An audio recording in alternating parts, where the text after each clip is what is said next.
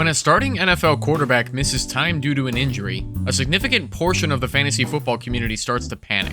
There is always that worry that the key offensive players the quarterback throws to will lose a great amount of fantasy relevance. It's treated as a universal rule when it's been proven that this is not always the case. Hi, Evan with Barely Fantasy here, and this is A Change in Quarterback Doesn't Always Make the Rest of the Team Bad. So far this season, we've seen Jordan Love and Tua Tagovailoa have to miss time. While the offensive systems of the Packers and Dolphins can affect the pass catchers of each team, it's not always true that a backup quarterback ruins the fantasy value for everybody. Let's start with a good example from 2023. Last year, we saw a lot of quarterbacks get injured.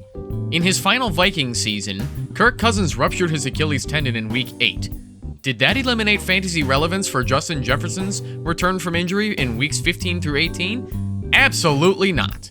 When he returned, the Vikings were rolling with Nick Mullens as their quarterback. Mullens finished as the quarterback 10 from weeks 15 through 18, averaging 17.8 fantasy points per game. Justin Jefferson earned a grand total of 44 targets from weeks 15 through 18, and caught 30 of them for 2 touchdowns, both in separate games against the Lions. Even if you don't play Week 18 as your championship week, Jefferson was still treated as the wide receiver 1 by Mullens. Here's another good example from 2023.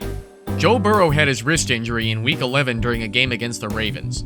The Bengals' backup quarterback was and still is Jake Browning. How well did that bode for all the pass catchers for the team? It was as if there was no quarterback change, with the usual good and bad games from Jamar Chase, T. Higgins, and Tyler Boyd. Browning did a fantastic job as a backup for that offense. From weeks 12 through 18, when he started full games at quarterback, he finished as the QB4 in PPR leagues, averaging 20.1 fantasy points per game. Simply marvelous. Here's a bad example from this year. The Green Bay Packers started Malik Willis in Week 2 against the Colts while Jordan Love heals up. Until Love heals, there are no plans for Willis to lose his spot. Willis was a third-round draft bust for the Tennessee Titans and has been an awful NFL quarterback so far. The Packers begged to differ and traded a 7th-round draft pick to get him. Against the Colts, Willis only threw 14 times, completing 12 passes and a touchdown. He also rushed 6 times for 41 yards. They beat the Colts on the ground 16-10, and none of the pass catchers for the Packers were relevant. Before that game, Willis started in 3 NFL games his rookie season with the Titans. In 2022, he started in weeks 8, 9, and 16. In week 8 of that season, he finished as the QB 31 with 2.4 fantasy points. In week 9, he finished as the QB 25 with 7.2 fantasy points.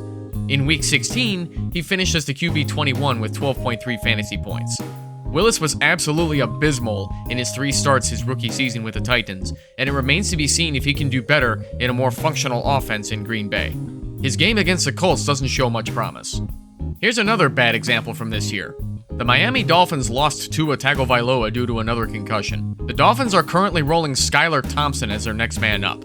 Thompson subbed into the Week 2 game against the Bills when the Dolphins were already getting their butts kicked and Skylar couldn't save the offense. The Dolphins had to run the ball, mostly with Achane, to finish the game. Thompson completed 8 of 14 passes for 80 yards and rushed once for 4 yards. At this time, there was not a lot of good data that proves that Skylar Thompson can be the guy for the Dolphins. In his rookie year with the Dolphins in 2022, he started for 2 games, weeks 5 and 18. In week 5, Thompson finished as the QB 32 with 3.6 fantasy points. In week 18, Thompson finished as the QB 31 with 6.4 fantasy points. The limited data is not promising, and it remains to be seen if the Dolphins don't end up pivoting to Tyler Huntley, who they just signed off the Ravens practice squad. More importantly, it remains to be seen if Tyreek Hill and Jalen Waddle remain fantasy relevant with Thompson throwing to them. Tyreek didn't have great games when Thompson started in 2022, and neither did Jalen Waddle. In week 5, Waddle finished as the wide receiver 76 with 5.3 fantasy points,